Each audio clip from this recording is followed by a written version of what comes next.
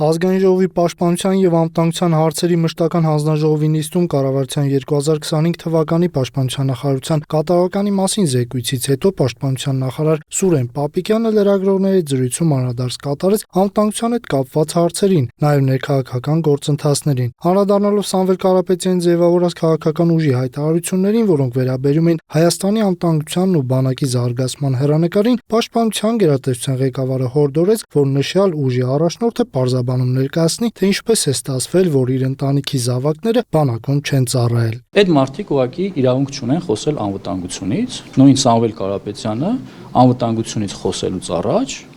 թող իրեն հարց տա եւ հասարակությանը պարզաբանի, որ մի գերդաստան, մի ամբողջ գերդաստան չծառայած զավակներով, որդիներով, թոռներով։ Տարածաշրջանում առկա մարտահրավերները, տեղի ունեցող իրադարձությունները եւ դրանցից բխող ռիսկերը գնահատվում են Հայաստանի Հանրապետության կառավարության եւ համապատասխան մարմինների ուշադրության ներքո, վստահեցրեց նախարարը, հակադարձելով որոշ շրջանակների կողմից հնչեցվող քննադատություններին, թե տարածաշրջանը եռում է, իսկ Հայաստանի իշխանությունները հանգիստ են։ Մեսիջը մեր հասարակությանը, որ Հայաստանի Հանրապետությունում խաղաղություն։ Պապիկյանը մեկ անգամ եւս հերքեց շրջանառվող այն տեղեկությունները, թե Ադրբեջանը Հայաստանի տարածքում դիրքեր եւ պաշտպանական ամրություններ է կառուցել, որ Սյունիքում ու Տավուշում դիրքերից Հայաստանի դրոշը հեռացվել է։ Նա նաև անդրադարձավ վարչապետ Նիկոլ Փաշինյանի 2020 թվականից հետո պաշտպանության ոլորտում ձեռքբերումները հանրության տարբեր խմբերին ներկայացնելու վերջերս արված առաջարկին։ Եթե ասելա, ուրեմն ցուցադրվելու են։